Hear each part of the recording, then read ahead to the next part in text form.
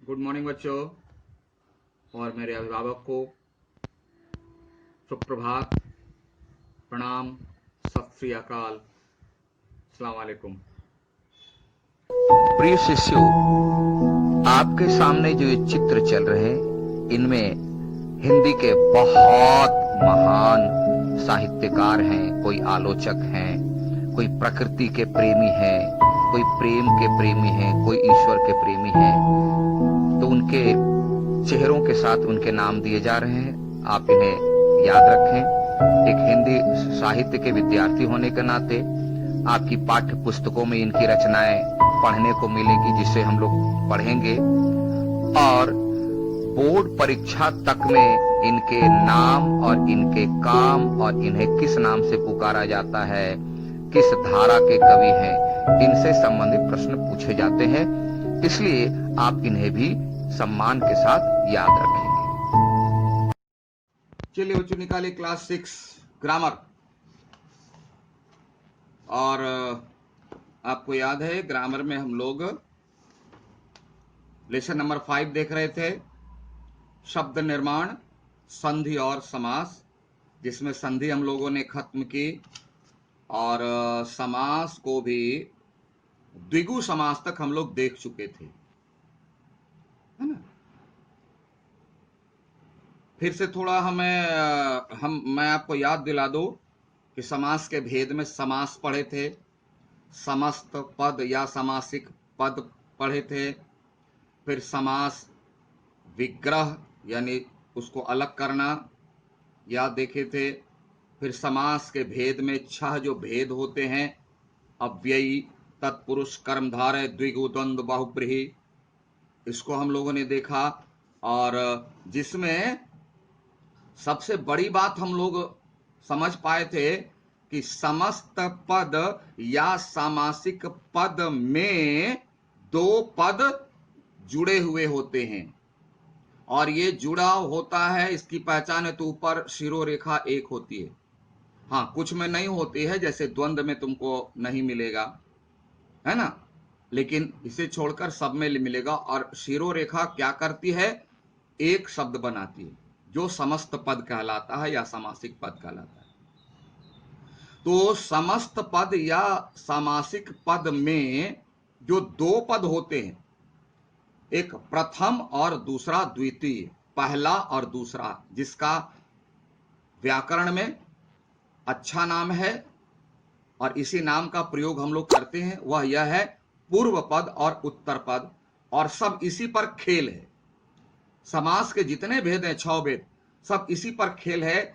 और वह खेल का नियम क्या है, ट्रिक क्या है, हमने चर्चा की थी हम लोगों ने कि कभी प्रथम पद प्रधान हो और अव्यय हो, अव्ययी भाव, दूसरा पद प्रधान हो तत्पुरुष, तीसरा पद संख्या हो द्विगु, दोनों पद प्रधान हो द्वंद्व, दोनों में कोई प्रधान नहीं, तीसरा हो गया बहुब्रीहि, जो अभी हम लोग पढ़ेंगे।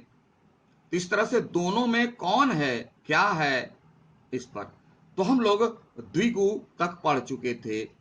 यानी पूर्व जिस समास के समस्त पद के पूर्व पद और उत्तर पद में पूर्व पद संख्या हो, संख्या यानी नंबर हो, डिजिट हो, तो ऐसे समास को कहते हैं द्विगु। यहां तक हम लोग पढ़ चुके थे। अब आइए द्वंद्व। द्वंद्व का मतलब होता है टेंशन।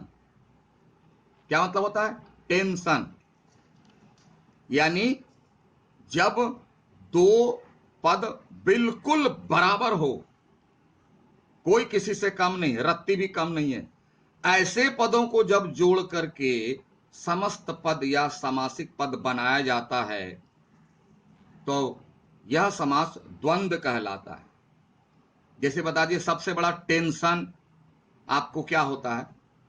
कोई ऐसा समय आया कभी भी, मम्मी पापा आपके सामने बैठे हुए हैं, अब मम्मी पापा में थोड़ा सा झगड़ा हो गया, पापा इधर बुला के तो बोले कि बोलो बेटा तुम किससे ज्यादा प्यार करते हो, और इधर मम्मी बुला के पूछी तुम बोलो तुम किसको ज्यादा प्यार करते हो, तो तुम्हारे मन में कितनी खुशी होगी कि टेंशन होगा, जाहिर है टेंशन होगा कि अगर पापा की तरफ बोलेंगे तो मम्मी उधर आंख दिखा रही है, मम्मी के उधर बोले तो पापा उधर आंख दिखा रहे हैं। अब किसकी तरफ मैं बोलूं?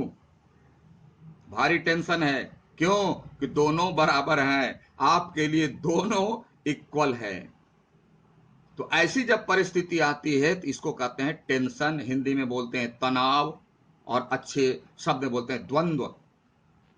तो यहां ऐसे ही दो को मिला के एक बनाया जाता है, जैसे माता पिता, लेकिन ऊपर में शिरोरेखा एक नहीं, बीच में हाइफन देकर के उनको बनाया जाता है। तो जितने समान शब्द हैं या विपरीत शब्द हैं उनको हाइफन से जोड़ा जाता है, और यह भी एक ही समस्त पद कहलाता है या एक समासिक पद कहलाता है।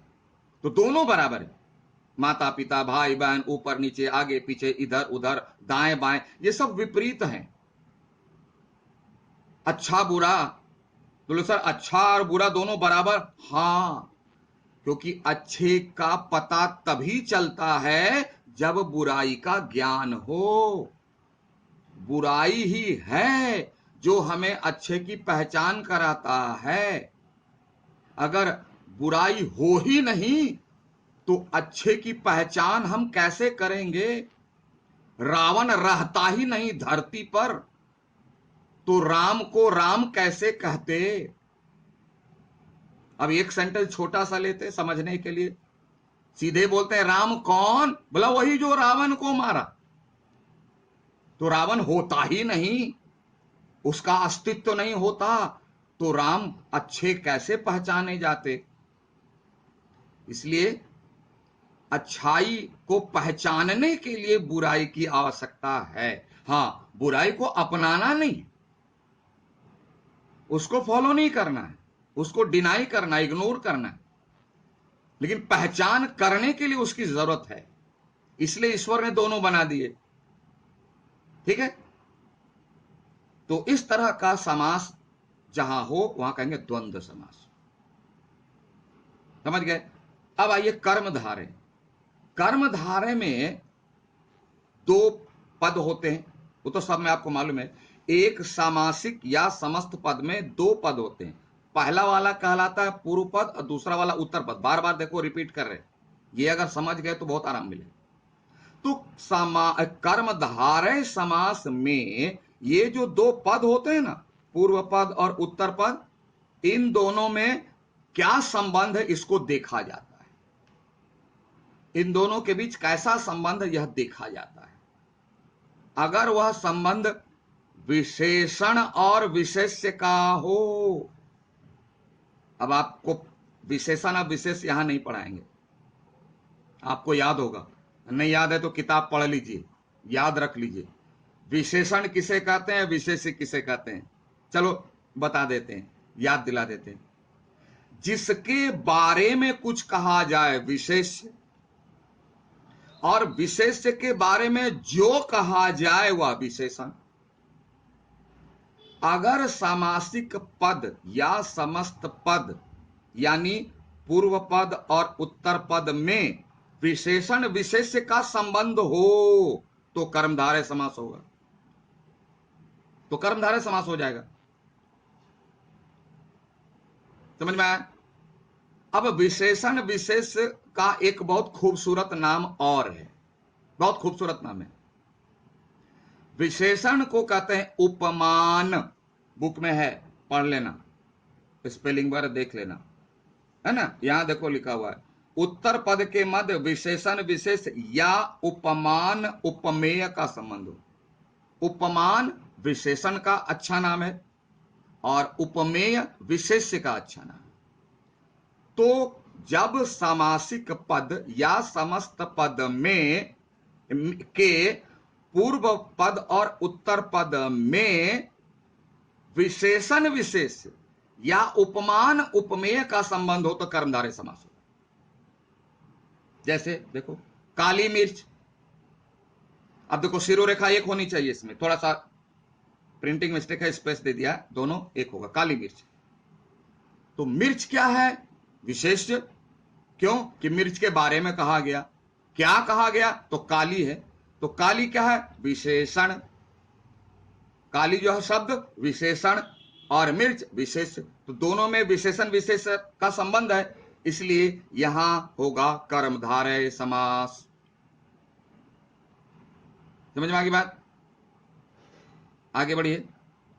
बहुब्रीही, देखना बहुत तुम लोग लिखते हो बहु में हा में दीर्घ उकार लिख देते हो। देख लो हर्ष उकार है, हर्ष उकार है, या ब हर्ष उकार बहुत, बहुत से त हटा के बहु बना दे, बहुब्रीही।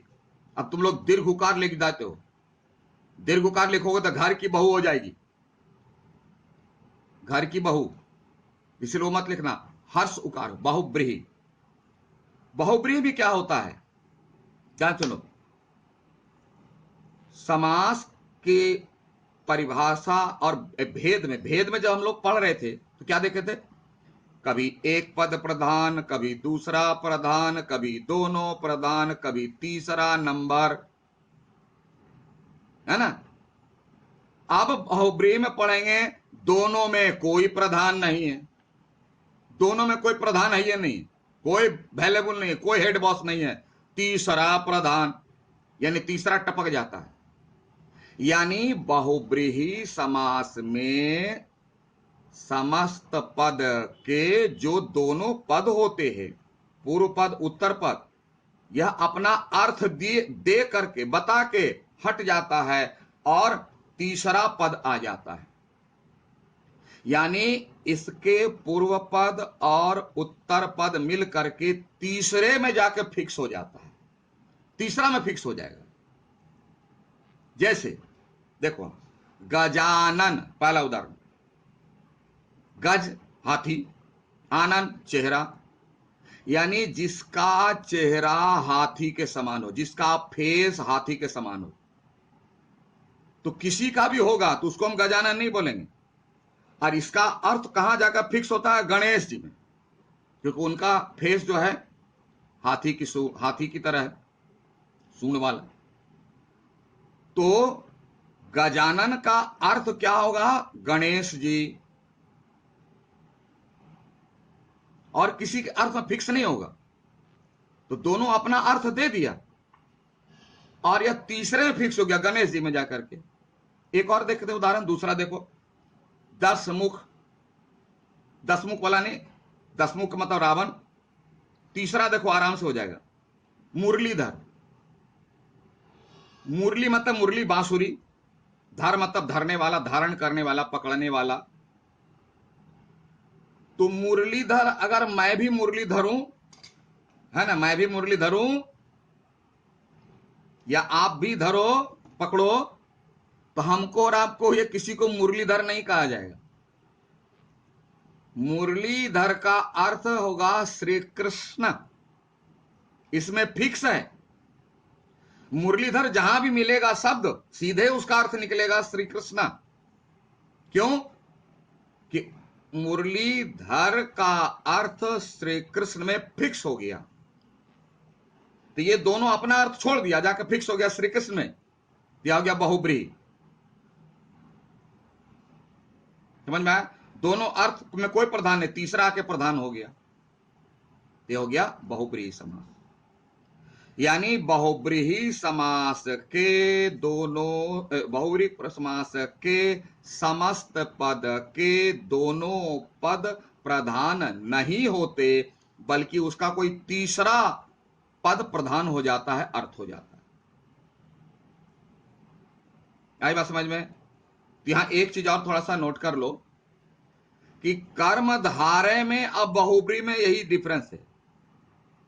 कर्मधारय में दोनों का अर्थ तीसरे में फिक्स नहीं होता है, अब बहुब्रीही में फिक्स हो जाता है, यही दोनों में डिफरेंस है। कर्मधारय में जो दो पद अर्थ देगा वहीं तक रहेगा, वह तीसरा में नहीं है। अब बहुब्रीही में क्या है? दोनों अर्थ दिया, दे करके वह तीसरे में फिक्स हो जाता है।